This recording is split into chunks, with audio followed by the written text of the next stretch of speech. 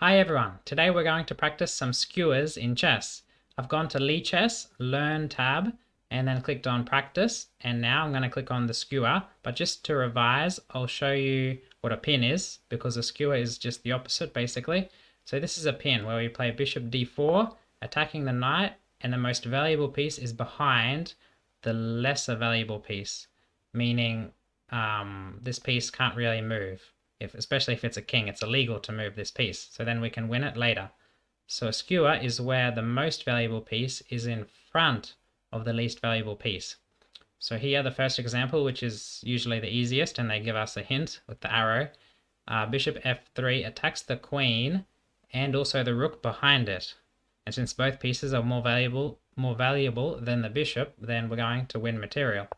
So once they move the queen, we can take the rook, which is worth 5 points, for our bishop, which is worth 3. Okay, I'll try and get through all 8 examples. There's 8, yeah. And relative means a relative skewer is where the piece in question is a queen, and an absolute skewer is where it's a king. Okay, so it's white to move. So here we can see these pieces lined up, and if we play rook d2, we're attacking the queen, and once the queen moves, we'll have 2 pieces attacking the rook behind it.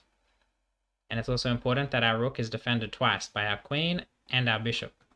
So rook d2, and we win material. Important here to take with the bishop, not the queen.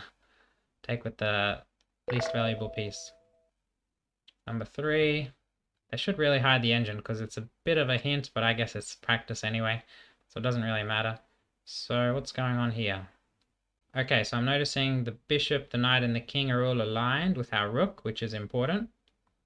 And I'm also noticing the bishop's aligned with this rook. So the first thing that comes to mind is rook takes bishop, queen takes, and then bishop c6 just wins material because there's no way for the queen to move and defend this rook. So a nice skewer, and we take the rook. Okay, number 4. So here, very simple, we just, okay, so this is the first example of the absolute skewer, that's why it's so simple. So we just check and win the queen behind the king. Very simple. Number 2, so white to move.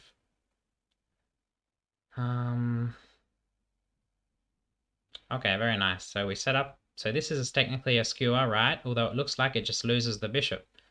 But now we have another skewer with queen c3. And now there's no way for the king to move and defend the queen behind it. So this is like a skewer to set up a skewer. Very nice. Okay, moving on. White to move. So... okay, we take here. Wow, very nice. Okay, so this is setting up a skewer, yeah. So after queen takes, we have rook a7, winning the queen, and we'll be up material, since we're already up material, technically. Sort of just simplifying. Okay, 2 more. Queen and knight against queen and bishop. So these are aligned, which hopefully... well, it has to be something to do with the alignment. So check, forces, king here or here. If king g8, then I think we just take on g6.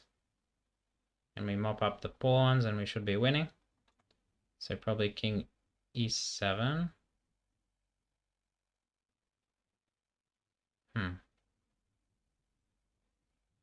And then check on g7. They can't take the knight because of the skewer.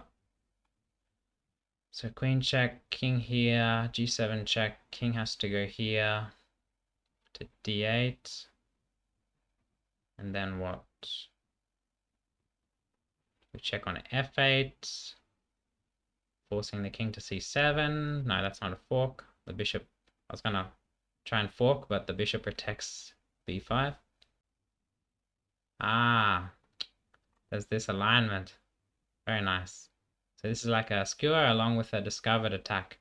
So hopefully you see that the knight b5 check well, it does give up the knight. We are attacking the queen, which I missed. So check, check.